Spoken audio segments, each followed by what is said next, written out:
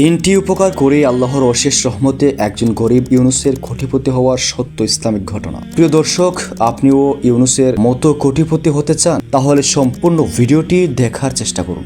আর আপনি যদি আমাদের চ্যানেলে নতুন হয়ে থাকেন তাহলে ভিডিওটিতে একটি লাইক দিয়ে চ্যানেলটিকে এখনই সাবস্ক্রাইব করে দিন। বাংলার এক প্রত্যন্ত গ্রামে বাস করত এক লোক, নাম ছিল ইউনুস আলী। সে খুবই গরিব ছিল, এতটাই গরিব যে অনেকদিন তার ঘরে চুলা জ্বলেনি। অনেক রাত সে না খেয়ে ঘুমিয়েছিল। ইউনুস আলীর বয়স তখন প্রায় 40, কিন্তু বয়সের তুলনা তার চেহারার ছিল গভীর ক্লান্তি। মাথার চুল ফেঁকে গেছে, চোখের নিচে খালি, মুখে নিরাশার ছাপ। সে কোনোদিন কাউকে অভাবের কথা বলেনি, কিন্তু তার বুকের ভেতর প্রতিদিন একটা প্রশ্ন কাঁদত, হে আল্লাহ, আমি কি এতটাই অযোগ্য যে তুমি আমাকে একটু সচ্ছলতাও দেবে না? কিন্তু তবুও ইউনুস আলী নামাজ ছাড়েনি, দোয়া ছাড়েনি, হারাম পথে যায়নি। এটাই ছিল তার প্রথম বড় গুণ।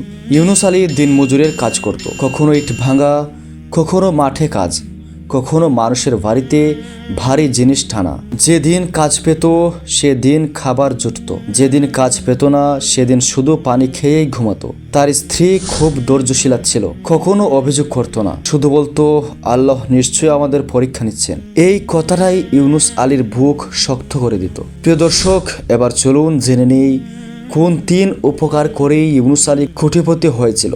প্রথম উপকার, ক্ষুধার্তকে খাবার দেওয়া। একদিন ইউনুস আলী কাজ করে মাত্র 200 টাকা পেল। এই টাকা দিয়ে সে বাজার থেকে অল্প চাল আর সবজি কিনল।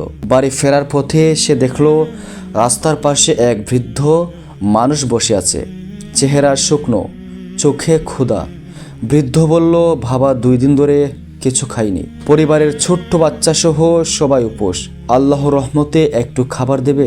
ইউনুস আলীর বুক কেঁপে উঠল, কারণ আজ সেও নিজে ক্ষুধার্ত। তার ঘরে স্ত্রী আছে, ছোট্ট বাচ্চাও আছে। এক মুহূর্ত দেরি না করে চাল ও সবজির ব্যাগটি দিয়ে দিল। তারপর সে মনে মনে বলল, আল্লাহর নামে দিলে আল্লাহই পূরণ করবেন। সে বাজারের ব্যাগটা বৃদ্ধের হাতে তুলে দিল। বৃদ্ধ কাঁদতে কাঁদতে বলল, আল্লাহ তোমাকে এমন জায়গা থেকে রিজিক দেবেন যেখান থেকে তুমি কল্পনা করোনি। ইউনুস আলী খালি হাতে বাড়ি ফিরল। সেদিন ঘরে চুলা জ্বলেনি, কিন্তু সেই রাতে ইউনুস আলীর হৃদয়ে অদ্ভুত এক শান্তি নেমে এসেছিল। প্রিয় দর্শক, এবার চলুন দ্বিতীয় উপকারের কথা জেনে নেই। কয়েকদিন পর ইউনুস আলী কাজে যাচ্ছিল। হঠাৎ সে দেখল এক যুবক রাস্তার পাশে বসে কাঁদছে। জানতে পারল যুবকের মা অসুস্থ, হাসপাতালে ভর্তি, কিন্তু অপারেশনের টাকা নেই। ইউনুস আলীর পকেটে মাত্র 500 টাকা ছিল। এই টাকাটা ছিল তার 1 সপ্তাহের জমানো। সে আবারও দ্বিধায় পড়ল। তারপর মনে পড়ল একটি হাদিসের কথা, কারণ রাসূলুল্লাহ সাল্লাল্লাহু আলাইহি ওয়াসাল্লাম বলেছেন, বান্দা যতক্ষণ তার ভাইয়ের উপকারে থাকে আল্লাহ ততক্ষণ তার উপকারে থাকেন। সহিহ মুসলিম। ইউনুস আলী টাকাটা যুবকের হাতে দিল। যুবক অবাক হয়ে বলল, ভাই, আপনি তো নিজেও গরিব। ইউনুস আলী শুধু বলল, আমি গরিব, আল্লাহ তো গরিব নন। আল্লাহ যদি চান আমার তকদির পরিবর্তন করতেই পারেন। প্রিয় দর্শক, এবার চলুন তৃতীয় উপকারের কথা জেনে নিই। এই তৃতীয় উপকারটাই ছিল সবচেয়ে কঠিন। একদিন এক ধনী লোক ইউনুস আলীর কাজের টাকা না দিয়ে তাড়িয়ে দিল, উল্টো অপমান করল।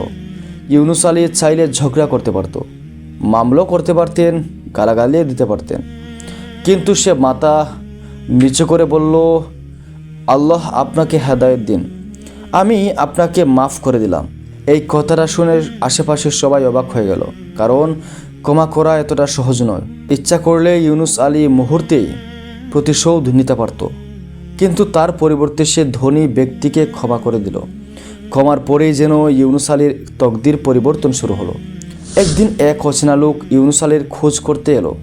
সে বলল, আপনি কি সেই ইউনুস আলী যিনি বৃদ্ধকে খাবার দিয়েছিলেন, এক অসুস্থ মায়ের জন্য টাকাও দিয়েছিলেন এবং অপমানের বদলে ক্ষমা করেছিলেন? ইউনুস আলী তো অবাক হয়ে গেল। লোকটি বলল, আমি আল্লাহর পক্ষ থেকে এসেছি, আমি একটি বড় কোম্পানির মালিক। আমি আপনাকে কোনো প্রকার কাজ দিতে চাই না, বরং অংশীদার করতে চাই। ইউনুস আলীর চোখে পানি চলে এলো। ইউনুস আলী ধীরে ধীরে ব্যবসা শিখল, সততা, আমানতদারি, হারাম বর্জন, এই 3টি নীতি সে কখনো ছাড়েনি। মাত্র কয়েক বছরের মধ্যে আল্লাহ তার রিজিক এমন বাড়িয়ে দিলেন যে সে কোটিপতি হয়ে গেল। সুবহানাল্লাহ। কিন্তু সবচেয়ে বড় কথা, সে আগের মতোই বিনয়ী ছিল। ইউনুস আলী একদিন বলেছিলেন, আমি কোটিপতি হয়েছি টাকার জন্য না, আমি কোটিপতি হয়েছি আল্লাহর ওপর ভরসার জন্য।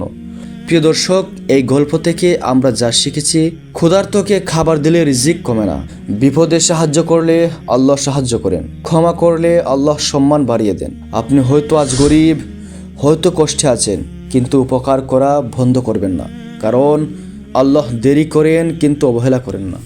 ভিডিওটি যদি ভালো লেগে থাকে তাহলে এখনই চ্যানেলটিকে সাবস্ক্রাইব করতে ভুলবেন না। ধন্যবাদ সবাইকে।